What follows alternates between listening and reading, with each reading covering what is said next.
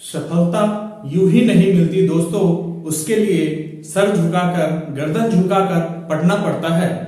नमस्कार दोस्तों, क्रियांश क्लासेस में आपका स्वागत है। दोस्तों आइए भारतीय संविधान से संबंधित महत्वपूर्ण प्रश्नों को देखते हैं जो अक्सर एग्जाम में पूछे जाते हैं। दोस्तों अगर आप लोग पीछे का वीडियो नहीं देखे हो तो प्लेलिस्ट में अवेलेबल है, क्रम वाइज सजाया हुआ है, आप देख सकते हैं। दोस्तों हम लोग बहुत ही अच्छे एवं सुसज्जित ढंग से शॉर्ट तरीके से शॉर्ट नोट्स बनाते हुए पूरे लुसेंट को कवर कर रहे हैं। अगर आप चाहते हैं कि पूरे लुसेंट पे पकड़ बनाना और कवर करना तो आप इस चैनल को सब्सक्राइब कर लीजिए। तो आइए देखते हैं दोस्तों भारतीय संविधान से संबंधित महत्वपूर्ण प्रश्न जो एग्जाम में पूछे जाते हैं। दोस्तों भारतीय संविधान से हम लोग एक वीडियो आगे देख चुके थे, उसी में का ये बच गया था, इसे देख लेते हैं। दोस्तों एक कैबिनेट मिशन की संस्तुति के आधार पे 1945 में एक मंत्रिमंडल का गठन किया गया था और एक स्वतंत्र भारत के प्रथम मंत्रिमंडल तो दोनों में कुछ मंत्रालय हैं और महत्वपूर्ण है जो एग्जाम में पूछे जाते हैं, तो दोनों में डिफरेंस करके याद करेंगे, नहीं तो कुछ चेंज है तो हम उसका टिक इसमें कर देंगे, तो ये एग्जाम में मेरा गलत हो जाएगा। तो दोस्तों पहले आप पीछे वाले वीडियो देख लें, फिर इस वीडियो को देखें तो आपको ज्यादा फायदा होगा। दोस्तों प्रधानमंत्री, स्वतंत्र भारत के प्रथम मंत्रिमंडल 1947 में इसका गठन किया गया था, जिसमें प्रधानमंत्री, विदेशी मामले के मंत्री और वैज्ञानिक सलाहकार वैज्ञानिक के मंत्री ये जवाहरलाल नेहरू थे प्रधानमंत्री, विदेशी मामले के मंत्री और वैज्ञानिक सलाहकार मंत्री जवाहरलाल नेहरू थे। और गृह सूचना एवं प्रसारण मंत्री सरदार वल्लभ भाई पटेल थे। और खाद्य एवं कृषि मंत्री डॉक्टर राजेंद्र प्रसाद थे। और शिक्षा मंत्री मौलाना अबुल कलाम आजाद। तो दोस्तों क्वेश्चन इसमें ऐसे बनता है कि स्वतंत्र भारत के प्रथम मंत्रिमंडल में शिक्षा मंत्री कौन थे, तो मौलाना अबुल कलाम आजाद। उसके बाद रेलवे एवं परिवहन मंत्री जॉन मथाई और विधि मंत्री डॉक्टर भीमराव अंबेडकर। उसके बाद श्रम मंत्री जगजीवन राम। उसके बाद वित्त मंत्री आर के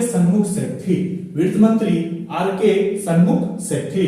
उसके बाद उद्योग एवं आपूर्ति मंत्री श्यामा प्रसाद मुखर्जी। दोस्तों उसके बाद हम लोग आगे इस महत्वपूर्ण प्रश्न को देखते हैं।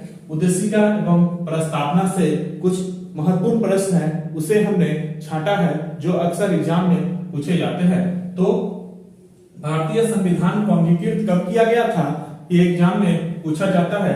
तो 26 नवंबर 1949 को भारतीय संविधान को अंगीकृत किया गया था। उसके बाद भारतीय संविधान की प्रस्तावना को संविधान की कुंजी कहा जाता है। भारतीय संविधान की प्रस्तावना को भारतीय संविधान की कुंजी कहा जाता है। भारतीय संविधान की प्रस्तावना को भारतीय संविधान की कुंजी कहा जाता है। दोस्तों उसके बाद 42वें संविधान संशोधन अधिनियम 1976 संविधान में समाजवादी, पंथनिरपेक्ष और राष्ट्र की अखंडता शब्द को जोड़ा गया था। 42वें संविधान संशोधन अधिनियम 1976 में समाजवादी, पंथनिरपेक्ष और राष्ट्र की अखंडता शब्द को जोड़ा गया था। उसके बाद भारत का संविधान विश्व का सबसे बड़ा लिखित एवं सबसे व्यापक संविधान है। भारत का संविधान विश्व का सबसे बड़ा लिखित एवं व्यापक संविधान है। और भारतीय संविधान दोस्तों कई बार एग्जाम में पूछा गया है, भारतीय संविधान अंशतः कठोर एवं अंशतः लचीला है। भारतीय संविधान अंशतः कठोर एवं अंशतः लचीला है। ये कई बार एग्जाम में पूछा गया है, ग्रुप डी से लेकर पीसीएस तक। अंशतः कठोर एवं अंशतः लचीला है भारतीय संविधान।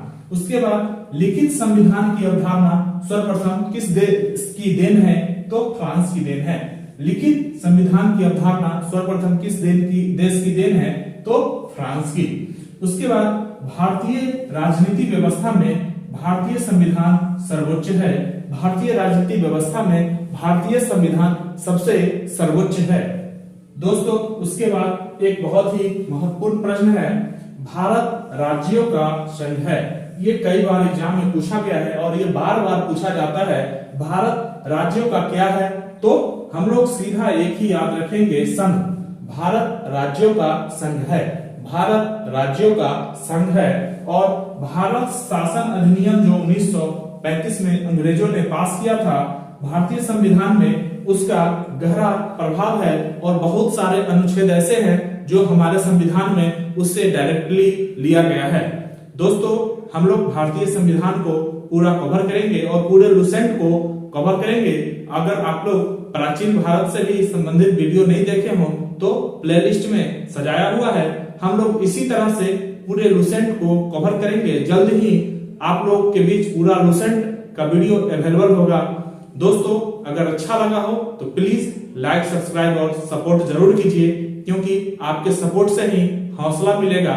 दोस्तों अच्छा लगा हो तो प्लीज लाइक, सब्सक्राइब और शेयर जरूर करें। थैंक यू दोस्तों।